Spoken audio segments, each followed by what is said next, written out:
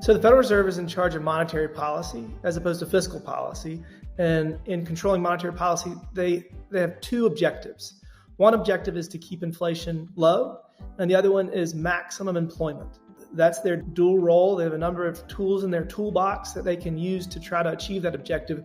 The one that we always hear the most about is interest rates. And that's the one that they can control money supply, but it's really not used as often. And that's kind of left to more of a natural flow. But interest rates do go up and down. And as inflation occurs, they increase interest rates to try to really bring inflation back down. The Federal Reserve is balancing having the economy move along at a rate that keeps full employment, but that doesn't generate inflation. And if you think back to Economics 101 in college, there's a trade-off, right? You can run the economy really, really hot, and you'll have no unemployment or no real unemployment, but that also tends over time to be inflationary. So the Fed has to figure out exactly how the balance is between running the economy not too hot, not too cold, so that it maintains two things. Number one, full employment, and number two, price stability. And that's a fancy word for saying no inflation. So it's those two things that are known as the dual mandate for the Federal Reserve. I think in retrospect, they wish that they had increased rates higher faster, but you can't judge an operation from an armchair, and I think they're doing the best that they can. Congress is not helping out.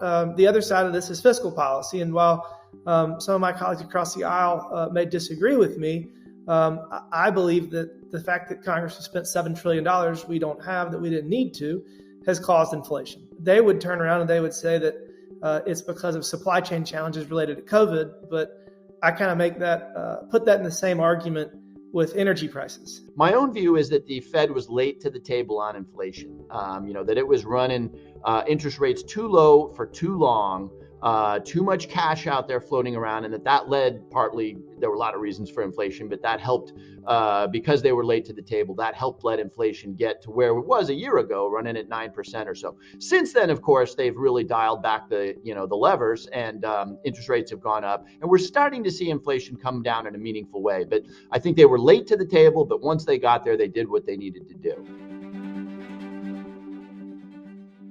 I mean, they don't really have a choice. If inflation continues to rise, they have to raise interest rates. If inflation starts coming back down, then they can choose to lower interest rates. Interest rates matter, and they affect every American, and they actually affect the lower income earners more. If you wanted to buy a $350,000 house 2 years ago, you would get a 3% interest rate most likely, and your monthly payment would be $1,476. Now, if you were to buy the same house right now, your interest rate would probably be more like 7.5, and your monthly payment would be $2,423. So it's literally gone up $1,000 to buy the same house. But everybody knows that if your monthly mortgage payment goes up $1,000, you're just not going to do that. So you're going to get less house. Look, inflation is still running higher than we would like. I forget exactly where we are, but 8 or 9% in the United States today. And unemployment is at record lows. So if you think about that dual mandate, right, we're not seeing unemployment. I get it. Facebook and other tech companies are laying off employees. But the reality is across the economy, we still see very low unemployment, and we still see inflation that is too high. So to me, that says that rates are going to continue to go up. The question is kind of, when does that slow down? And I'm not sure anybody knows the answer to that question. There's really two components. One, the executive branch controls appointments. So the president appoints or reappoints individuals. So what is their philosophy, economic philosophy? What experience do they have? Are they going to make the best decisions given all the information? So that's one component. And they're intentionally insulated from political pressure from the executive, and that's as it should be. The other side is Congress. So the Financial Services Committee in the House and the Banking Committee in the Senate, they bring the Federal Reserve Chairman before the committee twice a year at least. But we've also done Zooms, talk to them pretty much whenever. We issue subpoenas to ask for what information they're using to make decisions. By law, the chairman of the Federal Reserve is required to come in front of Congress every single year to take hard questions from people like me. Because though they do their monetary policy, that's the balance, the not too hot, not too cold, though they do it in secret, because they want to make decisions not influenced by people out there, and they don't want to give anybody a heads up on information that they could trade on. It's really important that they do it ultimately in a transparent way. And so they need to come before Congress every single year, at least, oftentimes it's several times a year, and explain what they've been up to and what the effects have been.